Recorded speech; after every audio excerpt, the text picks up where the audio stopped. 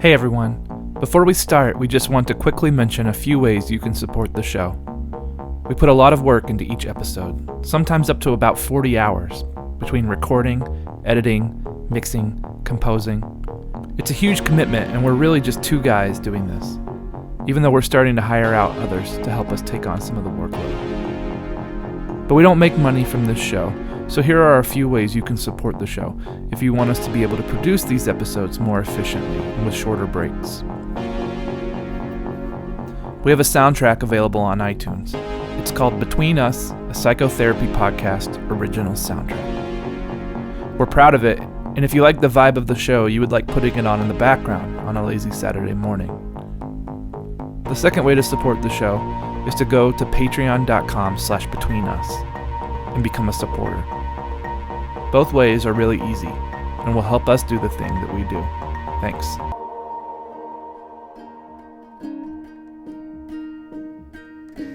I came here today to tell you, in all seriousness, that I'm done. I did what you said. I gave it a lot of thought, and I decided that once and for all, it's over. The truth is, this therapy is a jerk-off. You know it, and I know it. I actually don't know it, but please continue. It's a jerk-off. Yes, you've said that.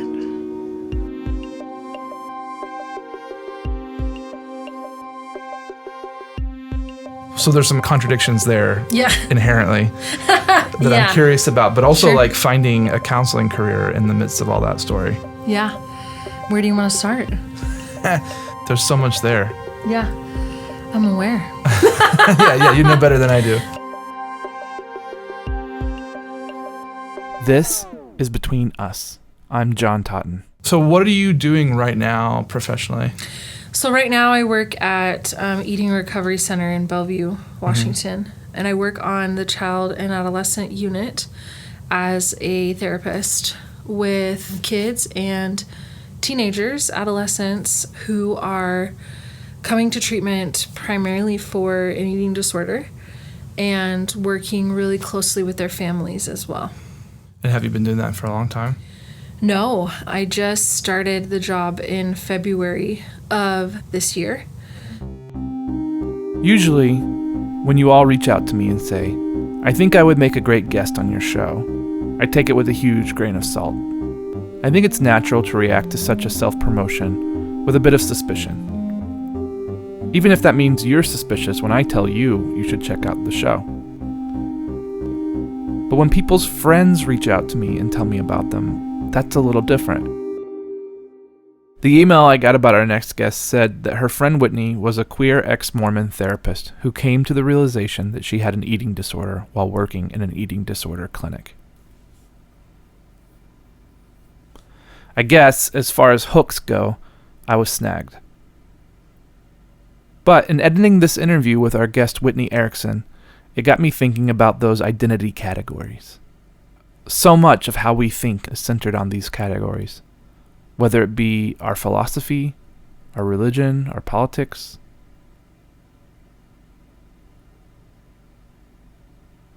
And I'm not saying that's a bad thing or a good thing. I'm skeptical of some of the categories.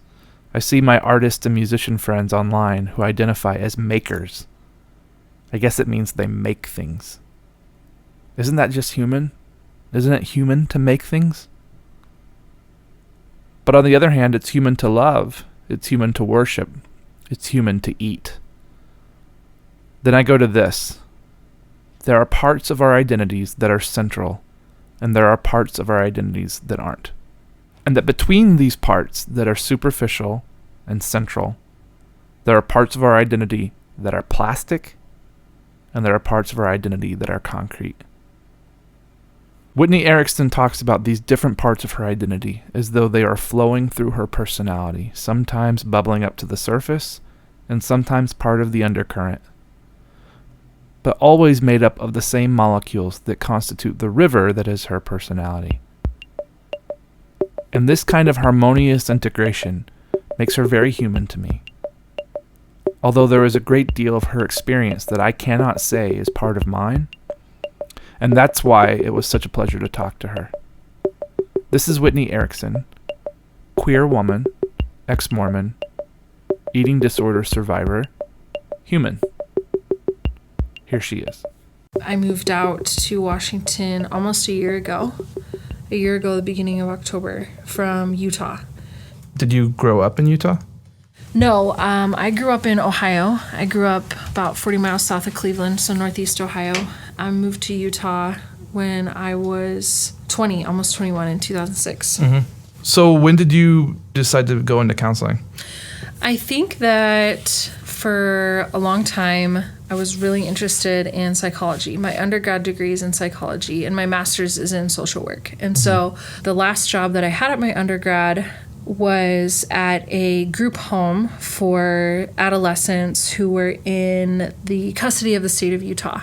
And I really liked that. I really loved that internship. And they offered me a full-time program director position when I graduated. And so I ended up doing that anyway.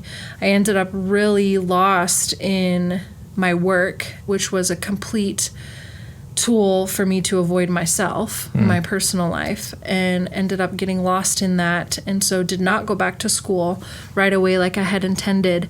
And then just found myself continuing to cycle through just really being addicted to that pattern of work as a way to just avoid myself. I eventually ended up getting back into school, doing the master's program at the University of Utah in the School of Social Work, and went into social work, that license specifically with the flexibility I knew it would allow me in the field to be able to do a bunch of different things, including therapy and counseling. And so I guess what kind of interested me in that was just really loving being able to experience meaningful and authentic connection from the space of being able to hold space for other people. And so I understand it much more upon reflection than I did going through it. Yeah. It was really just about like the universe like consistently pulling me in the direction of this work, kind of despite my own resistance and patterns of avoidance. Were there major revelations yet to come about yourself? I think my process through graduate school was a lot of similar timing with my faith crisis as well. I reached a lot of climaxes and turns and revelations and realizations before, but a lot during grad school. Well, can I ask bluntly, like, were you out? Actually, my coming out story is really with my bishop, who's like it would have been a church leader. So the man in the position of authority in the ward that I was attending in where I was active at the time. And so that was the first time I ever came out to anyone. When I was really coming into my own and embracing and accepting my queerness, I came out to some close friends first and then came out to family one at a time. Coming out is probably the most dialectic experience of my life. Two opposing experiences coexisting. You know, it's really personally invading. It's also really empowering. It's validating and can also be really invalidating. It's continuously hard, but also effortless today.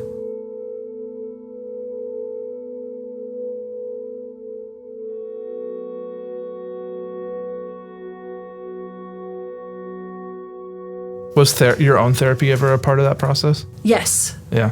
Yes. And you still identified as Mormon at the time? Yes. And I'm guessing that's evolved as well? Yes. Yes, I would consider myself ex-Mormon now. Okay. Yeah, I've had my records removed from the church. Well, I don't know what that means.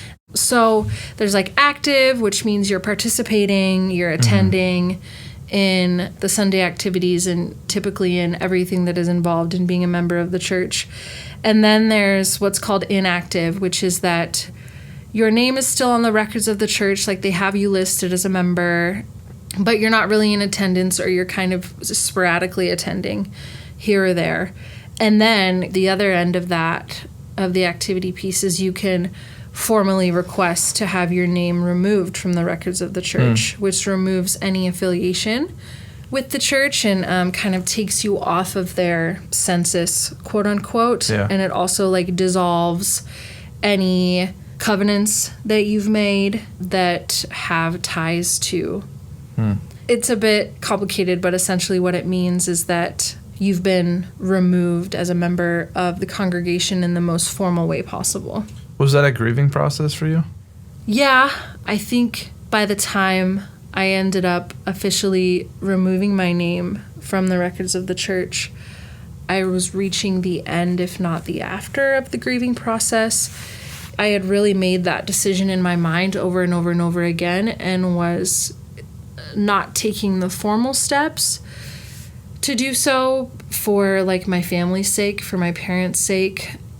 And then I just was like driving home from work one day and was just like, authenticity and integrity are such core values for me.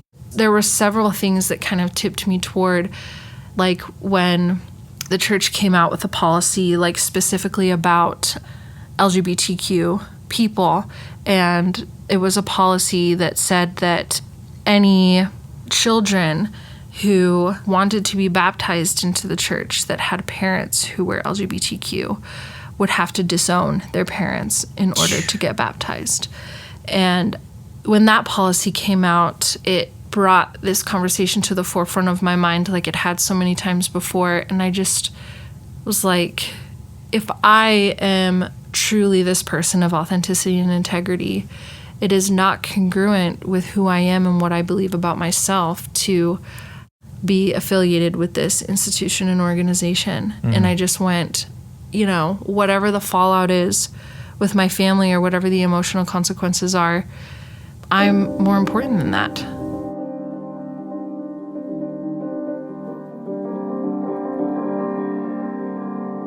I think it's a common narrative for therapists to come out of religious harm. My own emergence into psychoanalytic theory comes not from a harmful experience with religion, but from a complicated faith journey, and at the end of the day, started really with a frustration over the Christian church lacking a nuanced take on sex.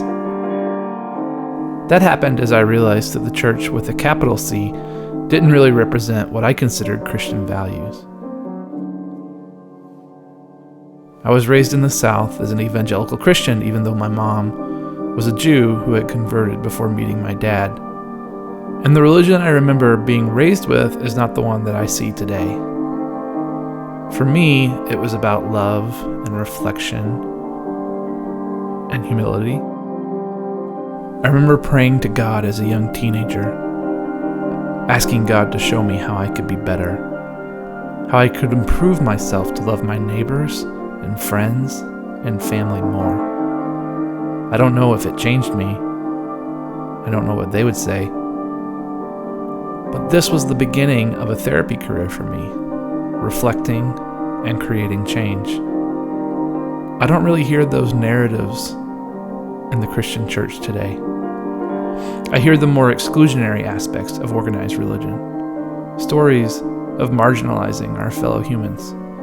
Stories like that of Whitney. My faith crisis is over the span of so many years. It's not like this all came to fruition in a short amount of time. I was in and out of the church a lot in my early 20s. And then there was a final exodus, but then it even took me several years after that to have my name removed. And so it was very much this in, out, back and forth, physically, but also mentally, emotionally, spiritually. These words, authenticity and integrity, where did that language come into how you think about yourself? So I think to me, integrity is being true to yourself, regardless of the consequences. Being able to live your truth, speak your truth, own your truth. And then authenticity, to me, is just being real.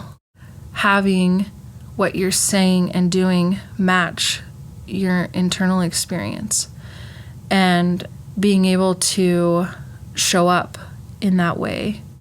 I am who I am, no matter where I am or no matter who I'm with. And I think those values for me really come from being raised in the church, like being raised Mormon, being raised LDS. And those are two of the values that throughout my journey and my process, I went through this whole shuffling of what makes sense for me, what doesn't, and I get to be the architect of myself and my values. I come from the South, and I come from like more of an evangelical culture. Yeah. I'm sure it's different in a lot of ways, but that part seems contradictory to like what the church would want us to believe. Which? Is that the subjectivity part of being able to like take what is authoritative of your own and make sense out of the world for yourself. Oh yeah, that's not what would be taught from a Mormon perspective at all. I'm guessing that it would be a scripture would be the way that you know what's true about yourself, or that. Yeah, or like this is what the prophet says. Right. This is what the scriptures say. It's very much you look to church leadership to tell you how to live, what's okay and what's not okay. And you're not allowed to ask questions. And there's no room for doubt or inquiry. As soon as you say that part, my question becomes like, how does that work with a counselor? I guess this could be true of any like conservative branch of religion. How does a counselor work with them from a framework of we don't have doubt, we don't have questions, we're not curious about seeing things from different perspectives? It also kind of sounds like you were just like your own person all along the way. Yes. Right. Yeah. Yes, which was where there was so much clash and conflict for me within my family, within my community, within my culture, all along the way. And so I never really ascribed to that tenet of the belief system and structure. Yeah. I was kind of always the one who was going, wait, shouldn't we look at that from a different perspective? Or let's be curious about that. Does that really make sense? Those values of authenticity and integrity, I'm guessing that they come into your work as well. 100%. Yeah. Yeah. So would your clients agree with that? I would hope so. I think so. And I'm guessing you work with kids? Yeah. Mm-hmm. That's pretty huge. Yeah. For a kid to be able to have a counselor who's authentic with them. Yeah. I think that it allows for really powerful therapeutic work. Mm-hmm. I love that so much about what I do. And I think it's the best way to affect change in my position as a therapist. As a human in my interactions with others, but specifically in my role as a therapist, I'm here to help you figure out how to create change, right? I don't know what it would be like to not do that, just because I think that makes me who I am as a person, and I am who I am as a therapist because of who I am as a person. It almost sounds like someone who like has a near-death experience, and so suddenly they have like this perspective on life of like, we might as well have fun because it goes away one day. Mm-hmm.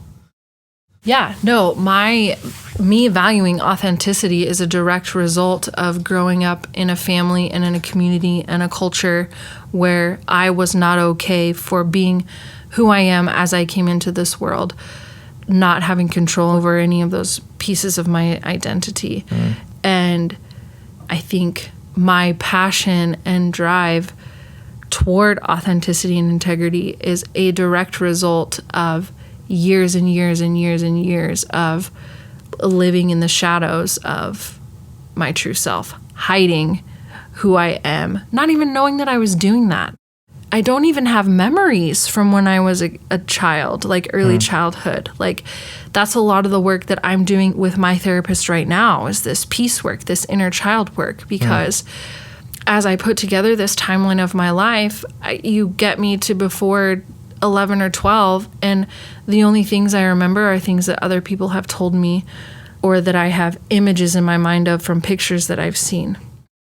I'm a super feeler, you know, this like I feel things so intensely. I'm a sponge for emotion. That's who I am at my core. And so my 5-year-old self, 10-year-old self, soaking up all of this energy from my environment, from the people around me, from my family, on top of what I'm experiencing internally, having no awareness of that energy, having no idea how to deal with it. And so really like my survival instincts kicking in and that space of just shutting off and shutting down and that disconnect. And I lived from that disconnected space still today for more of my life than not. I get to be who I am today.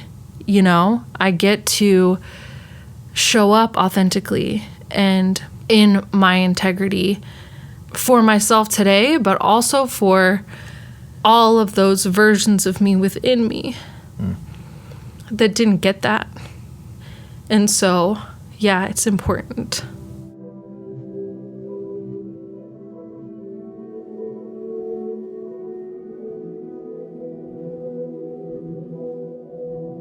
What a gift to be able to bring to other young women, to be able to be still getting in touch with your inner little girl. Yeah. Mm-hmm. And when I think of young girls or women with eating disorders, I think, and I'm ignorant, but I think of someone who is not being able to just be a kid. Right. Yeah, definitely. What brought you to that work? The universe and the powers that are bigger and greater than me in this world just continue to steer me toward like my higher meaning and purpose. Mm-hmm. And I'm kind of oblivious to a lot of that as it's happening, but I just trust. Mm-hmm. Today I trust myself, but all along, like I've trusted that higher power energy. Whether that was, God, Jesus Christ, Heavenly Father is the word in Mormon land for God. Mm-hmm. And today, my understanding of that has evolved. But regardless, like trusting what's bigger than me, just allowing myself to be taken where I need to go. In my mind, logically, it was, I want to do something different. I want to do something I haven't done.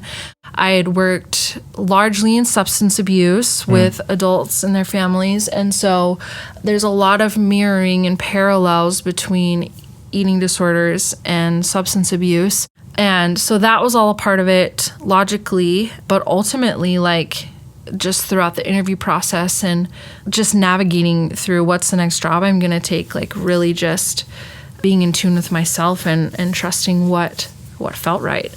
And so that's how I ended up taking the job. Now, then I took the job and I'm coming to work and getting into it. And I met another therapist there and became good friends with her, and we clicked. Then we started becoming friends, and she writes as like this catharsis process, and so do I. And so we ended up exchanging what we were writing here and there. And as a part of that process, like she had shared with me how she was in recovery from an eating disorder. And then she introduced me to her friend, who then was also talking to me about her experience of being in recovery from an eating disorder. And so I'm kind of like storing that information and processing it and starting this, like being in this job, working with eating disorders. And I get that being a therapist is hard, right? Like it's emotionally taxing. It requires a lot of you. It takes a lot of energy. Like you're holding space for other people's shit constantly. Yeah. I get all of that. Like I've been in the field, but it was like extra in this job. And I was like, what is that about? I need to get back in therapy. Like, I need a space to be able to process this. Like, I'm missing something. And, like, talking about it in supervision at work, but really still not getting anywhere and feeling like there's this missing piece. And then I'm remembering these conversations with these two women who I'm in recovery from an eating disorder. Then I was talking to her, and she said, I think I'm going to reach out to John, who does this podcast. And I just think it would be really fascinating and interesting to hear your story, someone who's experienced significant weight loss and is working with kids with eating disorders. And I'm like, why would that be interesting? And she's like, well, because you're working with these kids with eating disorders, and, you know, in the last couple of years, you've lost 150 pounds. And I'm like, yeah, lots of people lose significant amount of weight all the time. Like, so what? Like, I didn't get it. So I'm processing that conversation, and then I'm still going to work and coming home, and all of this extra emotional turmoil. And it clicked, and I was like, here I am going to work and having these kids and their parents sit in front of me every day. And I'm like, I think I'm in recovery from an eating disorder. And so I'm having this conversation with these two women, and they're like, well, yeah. And I'm like, I've never framed it that way. Like, I don't think you get it. I've never looked at it that way. It was obvious to them? It was obvious to them. I'm caught when listening to this interview between not wanting to hijack it with my commentary, to make Whitney's points into my own points, but also wanting to scream that she is bringing back to the surface of my thoughts my own tortured relationship with food. I thought we had little in common before we did the interview, but we do have some similarities. I look back at pictures of myself in high school and see how skinny I was, but remember how gross I felt. And now I have been judging my body negatively for a long time. Obviously, it was socialized differently for me as a boy. The standard from society wasn't so crushing. But I still think about food as this way of punishing myself. If I'm feeling shameful, or if I had a stressful week, or if I'm lonely, I think in those moments, overeating for me becomes something that is both punishment and self-love, or love that is punishment. I wonder if those of us who have had that connection between love and punishment experience it in other areas of life, like, say, the love of a judgmental and vengeful God.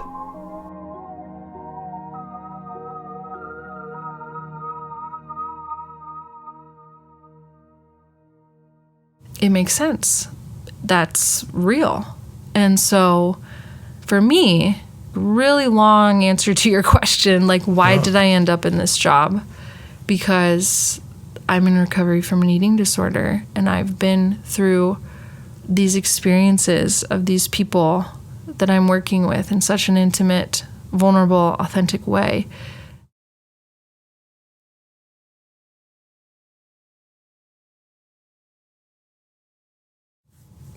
I guess the one thing that I think has the potential to provide a lot of healing for people who are or have experienced anything similar to me, especially in terms of my struggle with eating disorder and weight, which is that so much of why it was not obvious to me that I had an eating disorder is because I'm not anorexic.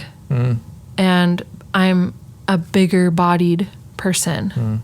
And we don't look at eating disorders from that perspective.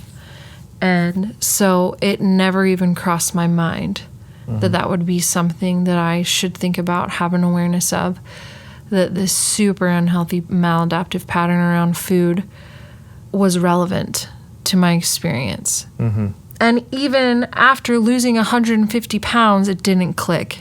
Right.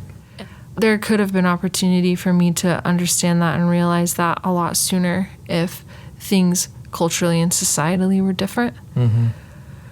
So yeah, I'm super grateful for my experience and having the knowledge that I have now, but God damn it, it would have been a lot easier to have it sooner. You know, when you go to psychology courses in undergrad, or when you go to like counseling, graduate school, or social work, there's a joke that people say, which is like, you're going to figure out your own problems. And whenever I hear that kind of comment, I think we should be so lucky for that to be true about all of us.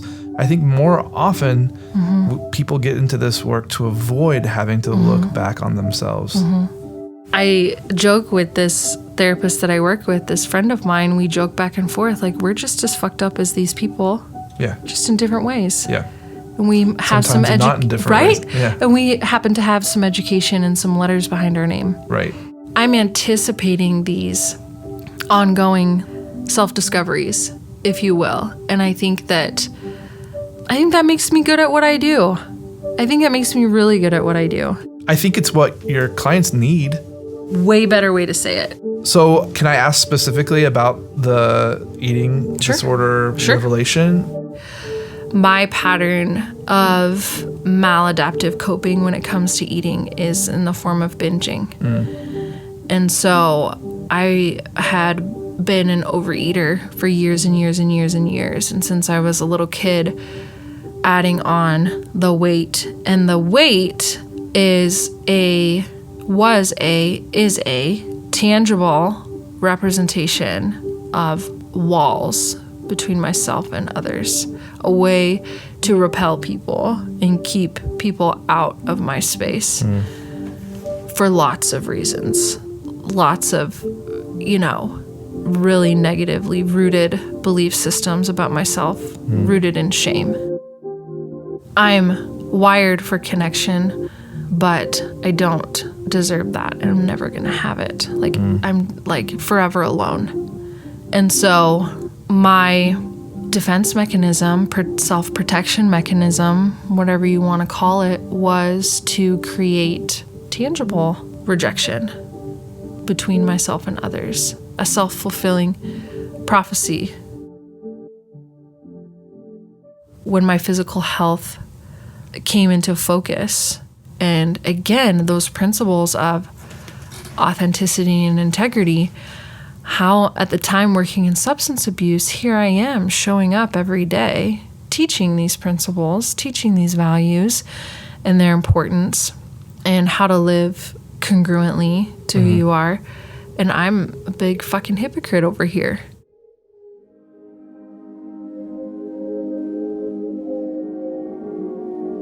It's so important for us to be doing our own personal work as therapists.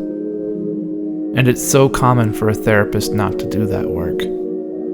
Once therapists are out of training and in the working world, it often stops. But like I say all the time, I think many of us get into this work to avoid turning the focus back onto ourselves. Whitney's story is a powerful story of how our work is strengthened when we reflect. I'm not okay with that, And so really making it a priority to make change.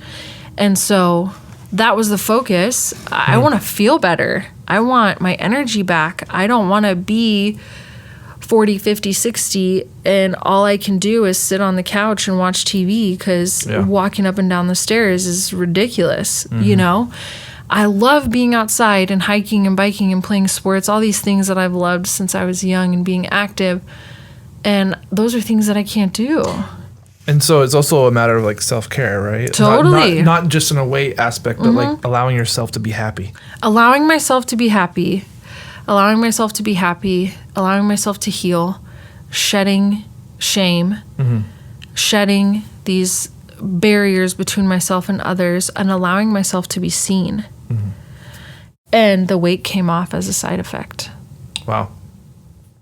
I'm thinking about that revelation of working with folks with eating disorders and having the revelation of this is my shit in front of me. Right, yeah. That requires an intensive self-care reaction. Yeah. And I'm also curious about secondary trauma and the stuff that you carry for your clients. I mean, as someone whose most maladaptive coping mechanism is usually food, that would make me want to eat. Yeah. It would make me want to fill some void with pizza. It does. Yeah. It absolutely does. And so what is your self-care process like now? So it's moved from a really rigorous and disciplined exercise routine, because my exercise and eating habits through my process of recovery were not always adaptive. Yeah. And so there's a lot of flux and change that I've had to implement and be aware of, because I end up in those spaces of I'm not eating that because I'm associating it with that's going to make me fat, or I'm going to the gym this morning because it's a punishment. And so having to stay so aware and present with myself, because the coping skill of exercise, for example, can be so beneficial, so adaptive, and can also be the worst fucking thing you could possibly do. And so I'm still practicing that awareness in what am I doing and why? And is this for self-care, or is this fueling my shit? A change that I've made now so exercise is so much a part of my self-care. And so it's a regular part of my routine several times a week. And I'm usually getting up and doing it before work so that I can beat the traffic. And that's a bonus, and that helps motivate me to get up. And so exercise is a huge part of it. But I'm exercising today, and I'm doing things that I enjoy doing. So I love to ride my bike. I love to go for a jog. I love to go to the spin class at the gym. I love to go to yoga. I'm not exercising to burn calories or to lose weight. Yeah. I'm exercising because it gives me more energy, because I feel better overall, and it helps sustain me. So that's a huge part of my self-care routine. I also eat whatever I want, whenever I want, within reason. But I'm not punishing myself via food, whether that's binging or whether that's starving myself. But that was really important for me, like not making these decisions on food based on how many calories it had, or this is a good food versus a bad food, or this is junk food. Like what sounds good, what tastes good, and really practicing like intuitive mindful eating. And if I go out to eat, I can eat the whole thing, or if my fullness cues are there, then I take the rest home. But I don't have these like rules. I write. That's hugely therapeutic for me and a form of self-care. The other day I wrote about shedding the narrative that I'm a person of pain. What's in that for you? Growing up and having an identity of being Mormon, having an identity of being queer, and having those identities be rooted in pain around these belief systems and structures that I am meant to suffer. And that's my calling. And shifting and taking control of my narrative and shedding this idea that I am supposed to be in pain. And pain is the only way to experience joy. Letting go of those and embracing I'm queer, I'm an ex-Mormon. This is a part of who I am. This is not who I am. This has shaped my experience, but it is not all of me in totality. And moving to a space of gratitude instead of pain. And being able to see how I've benefited and would not change my experience, but not allowing pain to be the sole motivator for forward movement. The part of this conversation that you won't be hearing is where I asked Whitney about dating other therapists. We both tried it. It's been much more recently for her. And we both had good experiences, it sounded like. But it led to us talking about dating as a form of self-care. This work is lonely work. And as you hear in Whitney's story, it can knock us on our ass. I think for those of us who are in danger of passing that loneliness on to our patients, it's important that we find people to respond to our needs. But that's my take on it. Where are you at spiritually? What do you mean? What role does spirituality play in your work and how you think about yourself? So much. Yeah. Spirituality is as much of who I am as anything else. How it shows up in our work gets tricky. Sure. But I think that it's always a part of the conversation in some way, because it's so much of what I bring to the space. I don't know how to answer your question. I think like I believe in energy Energy is real. It is so real. I believe that what we put out comes back to us, this idea of karma. I believe that we're all connected. There's this interconnectivity. And I believe that whatever's out there, it's something that's bigger than me and than any of us. And I trust that. And I respect that. And I don't need to understand it. Have you lost people because of your identity? Yes. Yeah, absolutely. That's sad. Yeah, it sucks. Coming out is unpredictable. Like, you think you can make these calculations in your head about what people's response and reaction will be, and you truly never know. Yeah, I've lost people that I never would have imagined losing. And I've been supported and validated by people I never thought I would be. It's truly unpredictable. My experience has been so across the board. It's wild, especially with people that are still active in the church, family and friends that I've come out to, because the LDS Church operates from the standpoint that you can have same-sex attraction, which is what they call it, but you can't act on it. So it's this celibate lifestyle, which is where so much of the inner dialogue in my head and core beliefs was around being forever alone. Because you can be who you are, but you're going to have to be alone forever. The thought popped in my head of like, it's almost treating sex like the way your clients think about food. Yeah. As if like, it's like this bodily function that I can't allow myself to engage in. That's such a good way to put it. Yes. And both are feeding us as humans. Yeah, that was the other part about self-care that I was going to mention before, was like dating. You know, Right. like exploring new relationships. Like, that's part of my self-care right now, and part of allowing myself to be seen. But like allowing myself joy and pleasure, like in those capacities, like that's human nature. Do you hang out with other therapists? Yes. How's that? Well, I'm still like making friends and stuff here. Yeah. And historically, my circle's pretty small. I even like in the dating world, I end up like dating therapists a lot. How was that? It's fascinating.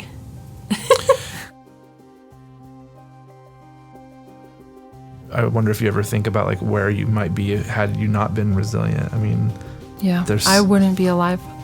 yeah. I wouldn't be. Just from that perspective. So yeah, resilient is a great word. Thank you. Something kept you going. Yeah. I'm glad. Me too. It's good to meet you. You too.